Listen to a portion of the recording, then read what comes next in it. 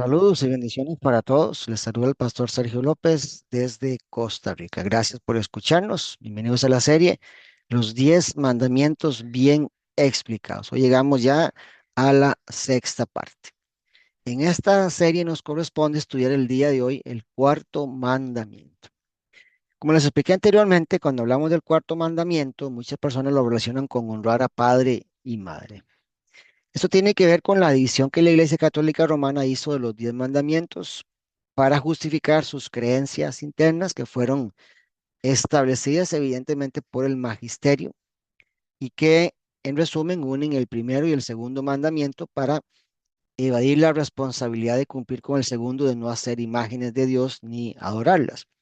Pero bíblicamente el cuarto mandamiento se refiere al día de reposo, tema que es bastante discutido y controversial, pero que a mi juicio es muy claro en la palabra de Dios. Vamos a buscar en nuestras Biblias el libro de Éxodo, en el capítulo 20 y los versos 8 hasta el 11, que contiene el cuarto mandamiento, y lo leemos siempre honrando al Padre, al Hijo y al Espíritu Santo de Dios. Acuérdate del día de reposo para santificarlo. 6 días trabajarás y harás toda tu obra, mas el séptimo día es reposo para Jehová tu Dios. No hagas en él obra alguna, tú, ni tu hijo, ni tu hija, ni tu siervo, ni tu criada, ni tu bestia, ni tu extranjero que está dentro de tus puertas. Porque en 6 días hizo Jehová los cielos y la tierra, el mar y todas las cosas que en ellos hay, y reposó en el séptimo día. Por tanto, Jehová bendijo el día de reposo y lo santificó. Sé que hay posiciones doctrinales encontradas en este tema, sin embargo, la Biblia es clara en explicar cómo debemos interpretar y practicar. De hecho, los adventistas del séptimo día, que son una secta religiosa, ellos guardan el sábado como el día de reposo y se reúnen en sus templos. Por cierto, si usted desea saber más sobre este grupo religioso y por qué, según la Biblia, son una secta, le recomiendo visitar nuestro canal. Allí encontrará una serie completa sobre sectas religiosas. De hecho, quienes defienden la observancia del sábado como día de reposo, nunca se han preguntado por qué Jesús, siendo judío, no guardó el sábado, ni tampoco sus discípulos. Así es que esta es una buena señal para entender este tema. Y es muy importante también, ya que esta serie se trata de explicar bien los mandamientos, hay que remontarnos a el origen y el significado. El sábado es un día en que se suspende el trabajo usual para dedicarlo especialmente al culto a Dios y al descanso. El nombre hebreo es Sabbat, que pasó al griego sabatón y luego al latín sabatum, de donde viene el castellano sábado. La palabra hebrea se relaciona con el verbo de la misma raíz que significa cesar o dejar de hacer algo. También significa descansar. En la gran mayoría de los casos, el Sabbat era el séptimo día de la semana y por tanto equivale a nuestro sábado. En los 10 mandamientos se ordena su observancia en conmemoración del descanso divino al terminar la creación, así como de la liberación de Israel de la esclavitud de Egipto. Génesis 2 del 1 al 3 nos dice, fueron pues acabados los cielos y la tierra y todo lo que hay en ellos. El séptimo día concluyó Dios la obra que hizo y reposó el séptimo día de todo cuanto había hecho. Entonces bendijo Dios el séptimo día y lo santificó, porque en él reposó de toda la obra que había hecho en la creación. Por cierto, los hebreos contaban el día de reposo desde la puesta del sol, es decir, a las 6 de la tarde del viernes, hasta la puesta del sol, es decir, el sábado a las 6 de la tarde. Y así lo hacen, de hecho, todavía. Una pregunta importante que debemos hacernos acerca de el sábado es cuáles eran las restricciones que decía la ley. El decálogo prohibía de manera general no llevar a cabo ninguna obra durante ese día. Eso lo acabamos de leer en Éxodo 20:10. La ley dice que no se debe encender fuego en las casas porque las comidas deben ser preparadas el día anterior. Eso dice Éxodo 35, el 2 al 3. 6 días se trabajará, pero el día séptimo os será santo, día de descanso para Jehová. Cualquiera que haga en él algún trabajo morirá. No encenderéis fuego en ninguna de vuestras casas en sábado. El hecho de recoger leña queda considerado también como una violación del sábado y los transgresores son castigados con la muerte. Eso dice Números 15, del verso 32 al 36. De la misma manera está prohibido llevar cargas, según lo registra Jeremías 17, del 21 al 22. Además, se consideraba que viajar durante el día sábado era contrario a lo que dice Éxodo 16, 29. Mirad que Jehová os dio el sábado y por eso en el sexto día os da pan para 2 días. Quédese pues cada uno en su lugar y nadie salga de él en el séptimo día. Y también estaba prohibido comerciar en día sábado. Solo dice Nehemías 10, 10 al 31, Nehemías 13, el 15 al 21 y Amós capítulo 8 y verso 5. Entonces, ¿cuál debe ser la interpretación bíblica correcta del día de reposo? Voy a compartirle algunos argumentos que son muy importantes para que podamos entender este tema. Número uno, la observancia del sábado fue dada exclusivamente a Israel. Cuando usted lee, por ejemplo, Éxodo 16, 23 al 30 y Éxodo 20, del 8 al 11, Dios estableció el día de reposo como la observancia de la ley, pero este mandamiento fue dado exclusivamente a Israel, no para los gentiles. Todos los israelitas debían participar de este reposo, padres, hijos, siervos, extranjeros e incluso las bestias de carga, según lo dice Deuteronomio 5:14. El sábado vino a ser un signo peculiar del pacto perpetuo celebrado por el Señor con Israel, según lo dice Éxodo 31:13 y Éxodo 31:16 al 17.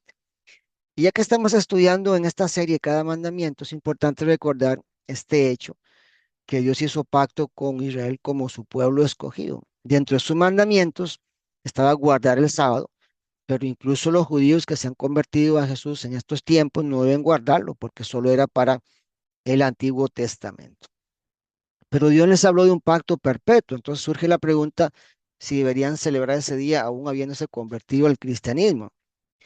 Pero debemos recordar, mis amados hermanos, que parte del propósito de los pactos era recordar quién era Dios y lo que había hecho por ellos, razón por la cual debía ser transmitido a sus generaciones. Pero, ¿qué sucede entonces con el tiempo y la gracia que vino a establecer Jesús? Aquí donde les deseo compartir el segundo argumento, que es la doctrina que Jesús enseñó acerca del sábado. Él dijo que todo quedaba anulado con su llegada. Ya los rituales, las ceremonias y costumbres no tenían más valor para alcanzar la salvación, solo era mediante la fe en él. El problema básicamente de los religiosos de la época de Cristo, llámese fariseos, saduceos, escribas o maestros de la ley, era el legalismo, es decir, llevar las cosas al extremo. ¿Cómo lo hicieron? Bueno, ellos tomaron hechos aislados y los convirtieron en doctrina, un asunto que es bastante peligroso en este tiempo y que lo veo con mucha frecuencia, por cierto.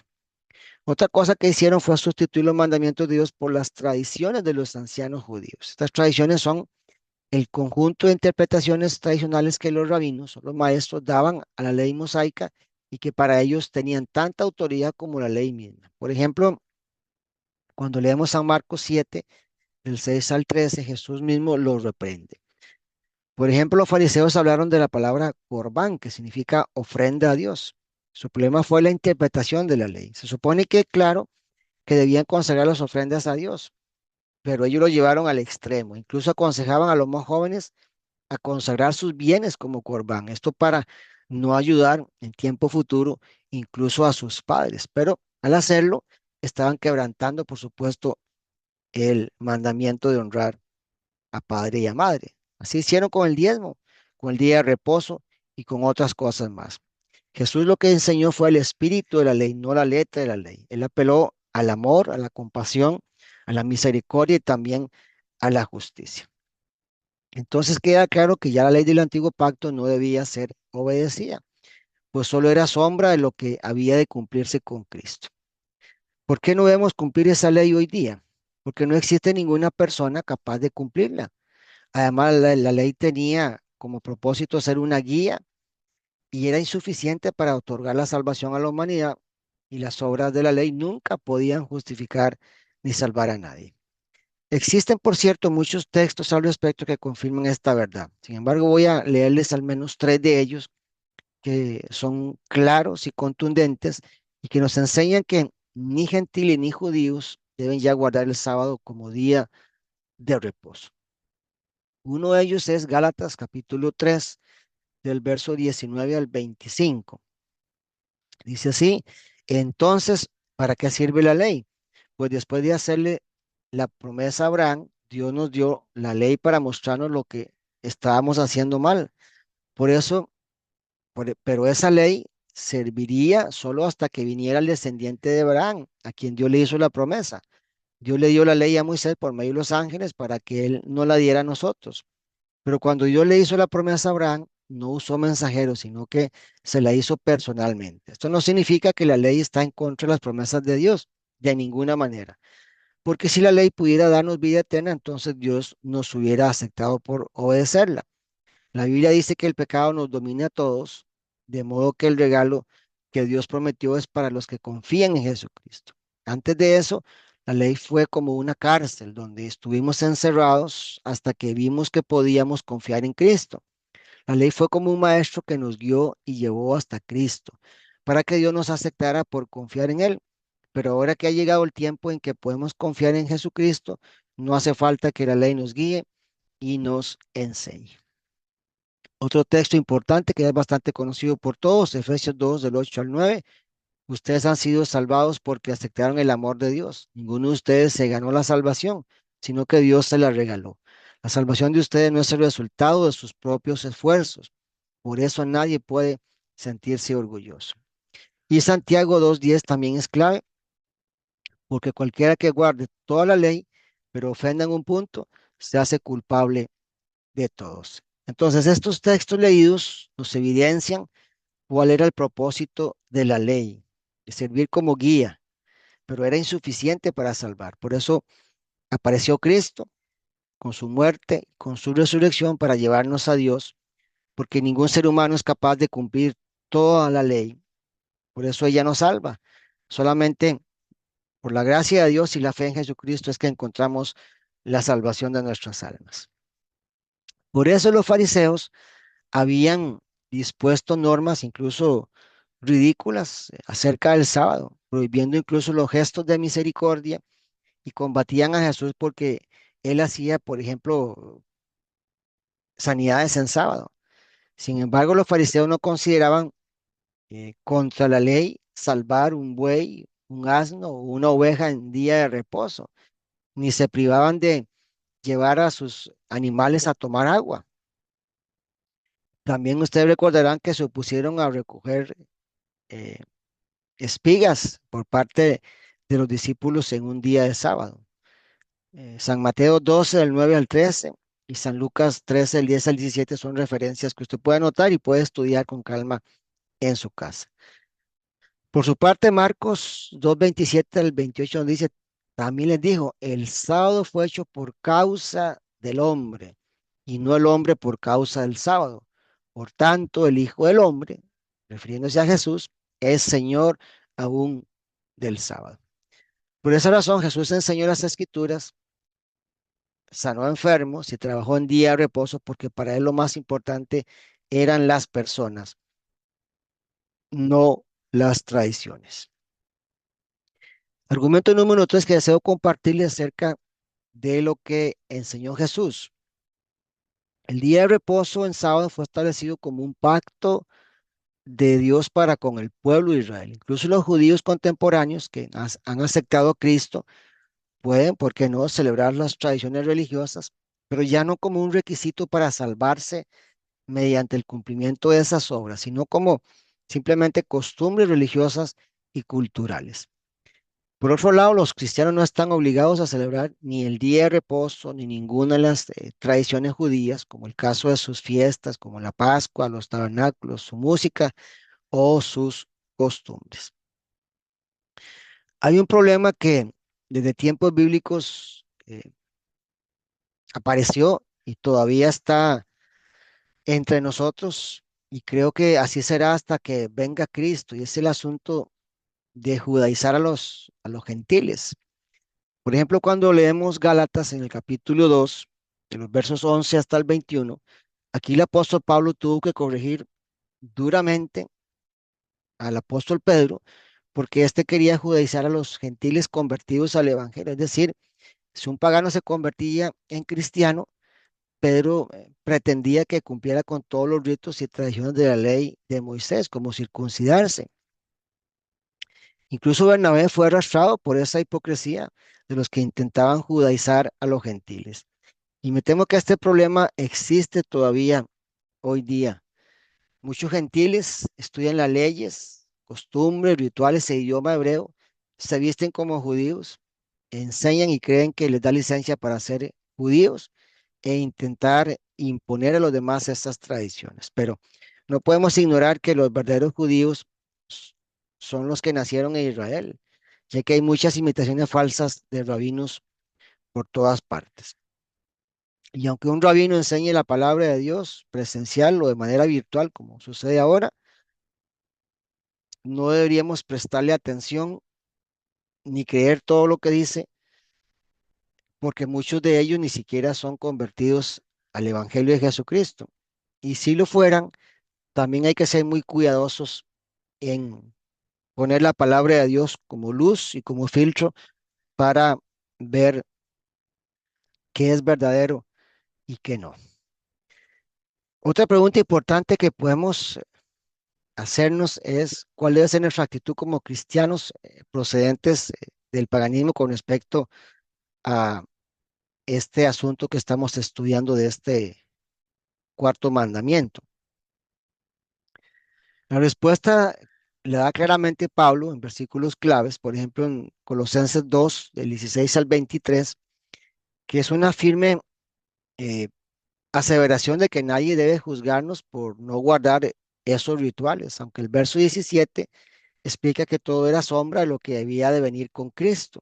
Sin embargo, los que no seguimos las observancias de la ley, no debemos juzgar a quien lo hace o viceversa, aun cuando son mandamientos de hombres y costumbres que, como lo decía el apóstol Pablo, se destruyen con el uso. El texto dice así, Colosenses 2, 16 al 23. Por tanto, nadie os critique en asuntos de comida o de bebida o en cuanto a días de fiesta, luna nueva o sábados. Todo esto es sombra de lo que ha de venir, pero el cuerpo es de Cristo. Que nadie os prive de vuestro premio, haciendo alarde de humildad y de dar culto a los ángeles, metiéndose en lo que no ha visto, hinchado de vanidad por su propia mente carnal, pero no unido a la cabeza, en virtud de quien todo el cuerpo, nutriéndose y uniéndose por las coyunturas y ligamentos, crece con el crecimiento que da Dios. Si habéis muerto con Cristo en cuanto a los rudimentos del mundo, os sometéis a preceptos tales como no uses, no comas, no toques. Todos estos preceptos son solo mandamientos y doctrinas de hombres, los cuales se destruyen con el uso. Tales cosas tienen a la verdad cierta reputación de sabiduría, pues exigen cierta religiosidad, humildad y duro trato del cuerpo, pero no tienen valor alguno contra los apetitos de la carne. Este mismo principio está explicado por el apóstol Pablo en la carta a los Romanos en el capítulo 14, del versículo 1 y más o menos como hasta el capítulo 15 y el verso 6, en donde el apóstol enseña que no debemos menospreciar al hermano que practica tales cosas como asuntos de días festivos, comida o bebida, porque todos seremos juzgados por Dios. Más bien, dice él, no debemos poner tropiezo al hermano, debemos buscar la mutua edificación como miembros del cuerpo de Cristo. Los más maduros, de ser necesario, deben abstenerse de ciertas cosas para no debilitar la conciencia débil de los nuevos en la fe. Entonces concluimos que el día de reposo ya no es un lugar, sino una persona. Para la Israel del Antiguo Testamento, el día de reposo era la tierra prometida, lugar de descanso. Para nosotros como cristianos, la sombra de lo que representa ese lugar ahora tiene cumplimiento con Cristo, en donde su pueblo encuentra descanso, paz y seguridad. Así lo dijo Jesús en San Mateo 11, 28 al 30, que Él era nuestro descanso y que en Él podíamos encontrar paz y seguridad. El autor de la carta a los Hebreos magistralmente explica este principio. Usted puede leer, por ejemplo, todo el capítulo 3, del verso 7 hasta el capítulo 4 y el verso 11. La clave está en la misma carta, en el capítulo 4, versos 8 al 10, en donde se nos explica que ese reposo era temporal, una figura de lo que había de cumplir Cristo. Por la fe entramos en ese reposo y disfrutamos un reposo eterno en el futuro. Dice así, si Josué les hubiera dado el reposo, no hablaría después de otro día. Por tanto, queda un reposo para el pueblo de Dios, porque el que ha entrado en su reposo también ha reposado sus obras como Dios de las suyas. Este texto es clave para entender por qué Jesús, ni nosotros, ni los discípulos guardaron el sábado como día de reposo. Todo era una sombra de lo venidero. Por eso el autor de la carta a los hebreos usa expresiones como mejor o más excelente para referirse a las cosas que son temporales y a las que son eternas. Sin embargo, aunque no guardamos el día de reposo, no quiere decir que los días deban ser insignificantes para nosotros. Al contrario, así como todos los días han sido santificados por Dios, debemos vivir de manera santa y con sentido de propósito, reconociendo al Creador de todo, siendo agradecidos y también tomando nuestro respectivo descanso para honrar al Señor y tener un tiempo, un día completo, al menos, en el que podamos nosotros honrar a Dios y meditar en su palabra. No solo nuestros días deben ser santificados, sino nuestra vida completa con todo lo que eso implica. Puede ser que alguien de manera religiosa celebre el sábado, pero que el resto de la semana viva como un completo mundano, lo cual sería contradictorio. El apóstol Pablo en Efesios y también en Colosenses nos exhorta a vivir de manera sabia, no como los necios, es decir, aprovechar bien el tiempo, ya que los días son peligrosos. En resumen, esto es lo que significa el cuarto mandamiento dado al pueblo de Israel en el Antiguo Testamento. Hoy como cristianos no lo celebramos, pero debemos respetar a quienes lo hacen y no entrar en juicio y contiendas que de nada aprovechan. Más bien debemos buscar la unidad y la edificación del cuerpo de Cristo, ya que nuestro Señor regresará por una sola iglesia y esta debe estar preparada como una novia bien ataviada, sin mancha y sin arruga. Gracias, hermanos. Llegamos al fin de este episodio. Les espero el próximo martes, si Dios lo permite, al ser las 5 de la tarde, hora centroamericana, para continuar con esta serie, Los 10 Mandamientos bien explicados. Soy el pastor Sergio López, les saludo desde Costa Rica y les invito a compartir esta enseñanza bíblica. Dios les bendiga y hasta la próxima.